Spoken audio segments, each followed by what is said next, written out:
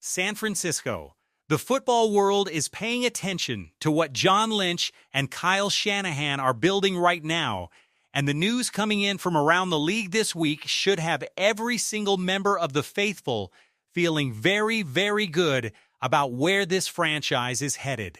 First, ESPN went out and asked NFL executives, coaches, and scouts to identify the best offseason moves across all 32 teams, and the San Francisco 49ers showed up on that list not once, but twice.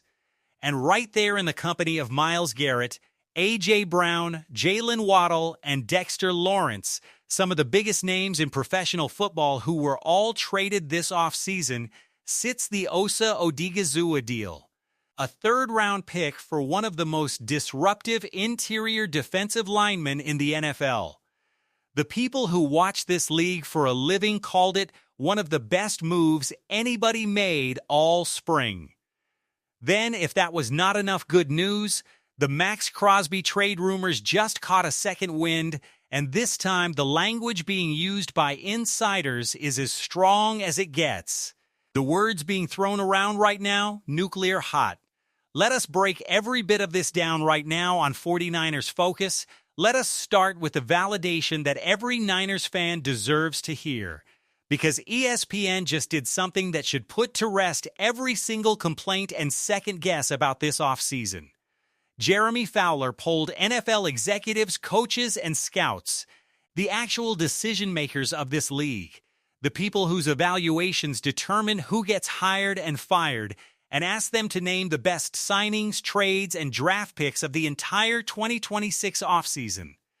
Out of every team in the league, out of every blockbuster move that dominated the headlines from February through April, the San Francisco 49ers put two moves on that list. Two. The first one is the Osa Odighizuwa trade. The one where the 49ers sent the 92nd overall pick, their third-round selection, to the Dallas Cowboys and got back a player who has been one of the most productive interior defensive linemen in professional football for 5 consecutive seasons. An NFC executive was asked directly why this was such a smart move, and his answer was a masterclass in clear-eyed roster evaluation. Good player, perfect scheme fit, good pricing, excellent contract to inherit. 4 phrases. Every single one accurate. That is what a league executive outside of San Francisco said publicly about what Lynch and Shanahan did in March. Not a beat writer, not an analytics site. A man who builds NFL rosters for a living looked at this move and said, that is how you do it. Now here is the full context that makes this validation even richer. The 49ers' first choice in free agency was not Odighizuwa. They went after interior rusher John Franklin Myers first. Franklin Myers agreed to terms with the Tennessee Titans for more money than the 49ers were willing to pay. In that moment, Lynch pivoted to a better player on a better deal. Odighizuwa had been the Dallas Cowboys franchise tagged player in March 2025, then signed a 4-year, $80 million extension. His $16.25 million base salary for 2026 is fully guaranteed. The 49ers are getting him at $20 million per year in average annual value. In a market where Chris Jones is making over $30 million and Jalen Carter is about to sign for $32 or $33 million. They got a top 6 interior pressure producer in the NFL on a contract that makes him one of the more affordable elite defensive tackles in the entire league, and they paid a third-round pick for the privilege. ESPN said it simply, getting a quality tackle for a third-round pick was considered solid value. Now look at the numbers and understand why every coach and executive who evaluates this league is buzzing about what Odighizuwa brings. In 2025, Site Index Slus 234 1-1 Odighizuwa generated 52 pressures, 6th among all 134 qualifying defensive tackles in the league. Site. He registered 20 quarterback hits, which ranked 2nd at the position. In 2024, he produced 60 pressures, 3rd among all interior linemen, and 14 quarterback hits, which ranked 4th. Over the last 2 seasons combined, nobody in that defensive tackle room at Dallas was doing what he was doing. And then compare him directly to Dexter Lawrence, the player the New York Giants traded to the Cincinnati Bengals in one of the other splashy moves of this offseason. Both of them are interior defensive tackles. Both of them got moved in the same offseason. Lawrence was playing with Kayvon Thibodeau, Brian Burns, and Abdul Carter around him, a genuinely elite edge-rushing supporting cast. Odighizuwa was playing alongside Quinnen Williams and Kenny Clark with far less external pressure creation around him. Yet Odighizuwa still outproduced Lawrence in sacks, was dominant over him in pressures at 52-34, obliterated him in quarterback hits at 20-7, and matched him in hurries at 29-27 with 6 tackles for loss compared to Lawrence's 4.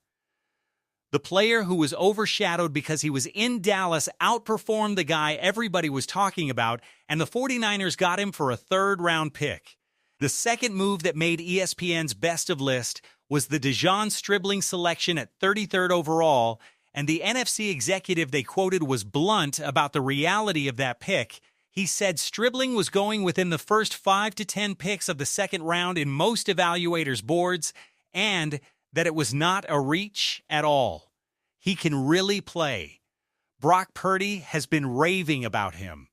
Kyle Juszczyk has been raving about him. The man is 6'2" with a 4.36 second 40-yard dash, a 1.9% drop rate in his final college season, and Kyle Shanahan went out of his way to say he fell in love with Stribling on film. The 2 best offseason moves in the eyes of NFL decision-makers are sitting on the same San Francisco 49ers roster right now. That is not something that happens by accident. That is the result of smart evaluation, disciplined process, and the kind of organizational competence that makes the 49ers one of the most respected front offices in the sport. Now let us talk about the story that is getting louder with every passing day. And that is the pursuit of Max Crosby. Because if the Osa Odighizuwa move was the headline that every executive in the league applauded, then the Max Crosby conversation is the next chapter in this story, and the language being used right now by the people who are closest to it has moved well past casual speculation. Raiders insider Hondo Carpenter, speaking for Sports Illustrated, did not mince his words. He said flat out that there is a lot of interest in Max Crosby across the league, and then named 2 teams specifically as being nuclear hot in their pursuit: the Philadelphia Eagles and the San Francisco 49ers. Nuclear hot in the middle of June, while Crosby is still rehabbing a torn meniscus that he had surgically repaired this offseason, before a single training camp practice has been held. That is how serious the interest from San Francisco has gotten. Grant Cohn, one of the most plugged-in 49ers reporters in the business, confirmed through his own sources that the 49ers are one of several teams that remain actively interested in trading for Crosby.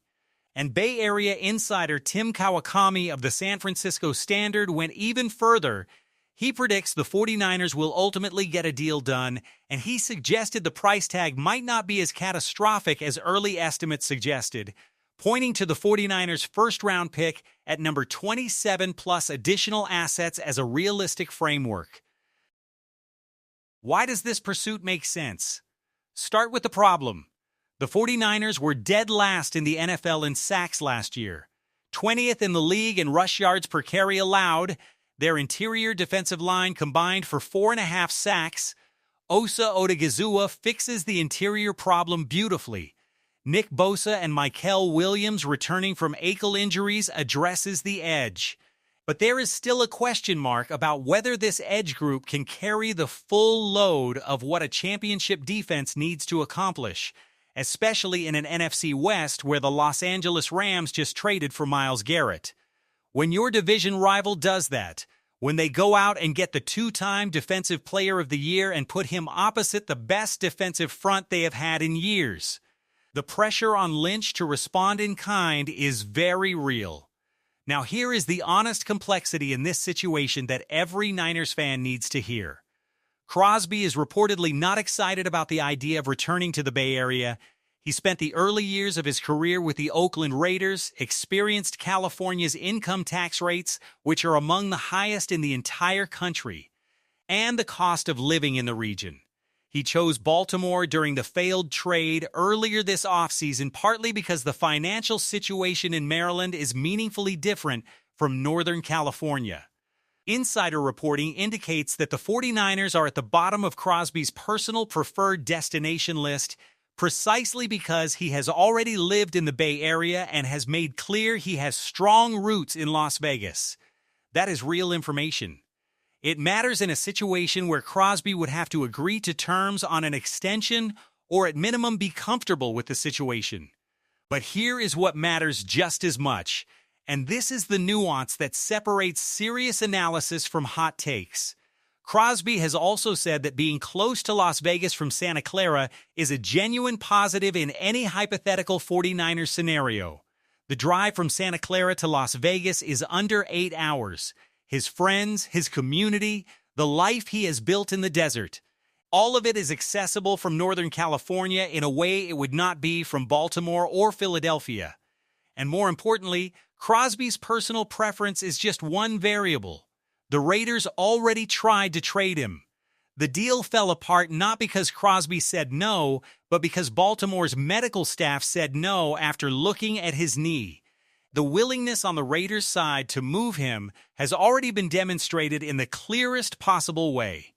Las Vegas spent nearly $300 million in free agency on defense this spring, expecting that Crosby would be in Baltimore.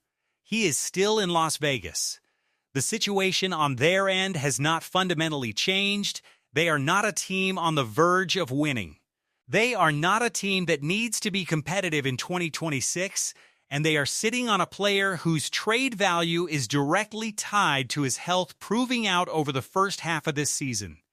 Albert Breer laid out the chessboard perfectly. If the 49ers are 6-1 and the Raiders are 1-6 and Crosby is playing well coming off that meniscus repair, that is the moment Lynch picks up the phone. That is the moment the leverage shifts fully to San Francisco. The price comes down from what it was when Baltimore was offering 2 first-round picks, and the Raiders are staring at a player who might as well be a voluntary departing asset on a rebuilding team. Breer said he loves the idea of this trade for the 49ers and that the team is always open to these types of deals. The framework, according to Kawakami, is the 49ers' first-round pick at 27 plus additional pieces, potentially connecting to a Mac Jones trade package that could bring back a conditional third that escalates to a second. All of a sudden, the cost picture looks meaningfully different than the 2 firsts framework that was on the table when Baltimore was involved. And then let us just sit with the image for a moment.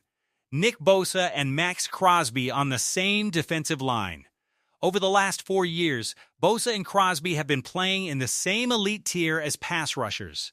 Crosby in 61 games, 44 sacks, 107 quarterback hits. Bosa in 50 games, 11 fewer, 40 sacks, 110 quarterback hits, 299 pressures to Crosby's 282. These are essentially equivalent producers. Both of them are at the absolute top of the position.